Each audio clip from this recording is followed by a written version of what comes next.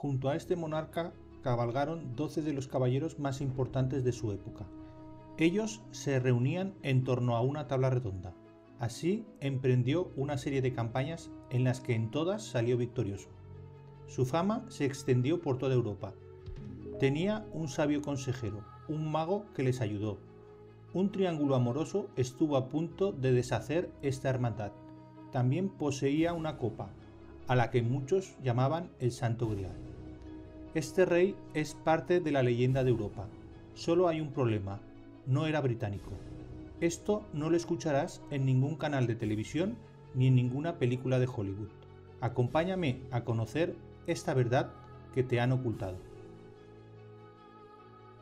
En los años oscuros, unos viejos cantares galeses mencionaron a Artus, un señor de la guerra, un dux velorum. De él se conoce muy poco, casi nada.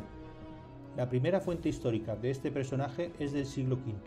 De Artus se dice en el poema Gales y Gododin que en la batalla del Monte Badon estuvo luchando 3 días y 3 noches, portando en su escudo la cruz de Cristo.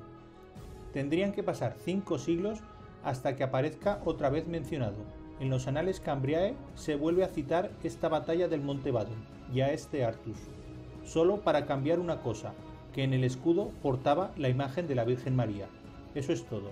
En las crónicas históricas de aquella época, más fiables, la de Gildas el Viejo y Beda el Venerable, no aparece mencionado en ningún momento.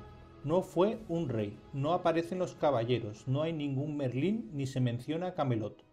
El Artus de los años oscuros se hubiera quedado en una anécdota de la tradición de Britania. Todo el relato del rey Arturo y de los caballeros, los castillos, nace a partir de 1136.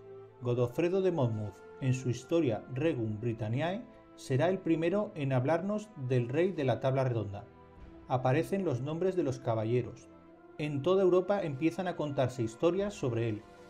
En Francia, en Italia, en Germania, se crearon relatos de un rey que viajaba con sus caballeros y una tabla redonda donde los reunía. Conocemos el nombre de algunos de estos caballeros: Sir Perceval, Sir Galvern, Sir Bors, Sir Galahad, Sir Quiot, Sir Lancelot. ¿De dónde proceden estos nombres? Por más que te digan, ha desaparecido. Nadie sabe de dónde salieron aquellas historias. Estos personajes, estos lugares con los que todo el mundo sueña, son para la mayoría solo fantasías. Pero hay un rey cuyo pasado se ajusta a la leyenda con precisión asombrosa. Más allá de la duda razonable, este es el origen de aquellas leyendas. Solo hay un problema, no es británico. Viajemos pues a ese reino de caballeros y castillos, de leyes justas y honor, para conocer la auténtica historia que se convirtió en leyenda. En 1104 llegó a la corona navarro-aragonesa el monarca conocido como Alfonso I el Batallador. A este monarca le acompañaron los mejores caballeros venidos de toda Europa. Junto a ellos mantuvo toda una serie de campañas victoriosas en la Cruzada del Sur.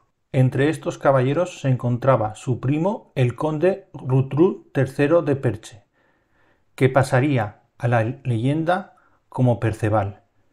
Veamos cómo el resto de fieles al monarca aragonés coinciden plenamente con los caballeros de la tabla redonda. Además del conde de Perche, podemos ver cómo los nombres se parecen demasiado. Sir Galvain sería Gastón de Bear, Sir Bors sería Céntulo de Bogorra, Sir Galahad sería Gautier de Giville y Sir Quiot sería Quiot de Aquitania. Todos estos caballeros fueron los que acompañaron a Alfonso I el Batallador en todas sus conquistas. En 1126, Alfonso I funda Soria. Para gobernar esta plaza se eligen a 12 caballeros. Pero un triángulo amoroso iba a convulsionar aquella hermandad. En 1106, Alfonso I se casó con la descendiente de la familia Jimena. y heredera al trono de Castilla y León, Urraca I. Tal y como nos cuentan los poemas, la reina Ginebra liberó a unos rehenes. Eso mismo hizo doña Urraca para cobrar el rescate. El primer poema de Lancelot y los hechos históricos se parecen demasiado. La reina Ginebra acabó presa en un castillo junto a un caudaloso río. Doña Urraca estuvo retenida por su propio marido en el castillo del Castellar, junto al río Ebro. La reina fue rescatada por un caballero. Ese valiente tuvo antes que cruzar el río. En los cantares se llama Lancelot. En la historia fue Pedro González de Lara. Así nace un amor incestuoso que todos creen es pura fantasía romántica.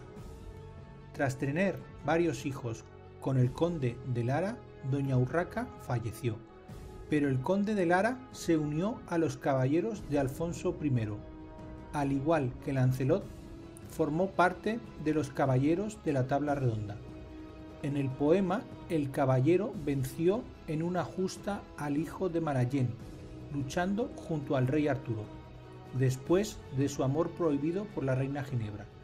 En la historia, Pedro González de Lara falleció enfrentándose al conde de Tolosa en 1132, en el asedio que el batallador realizó a Bayona.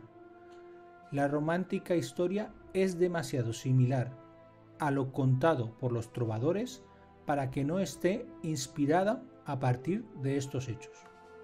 El más sabio de los consejeros de Alfonso I fue un judío converso llamado Mosé Sefardí, que en su bautismo se puso el nombre de Pedro Alfonsez.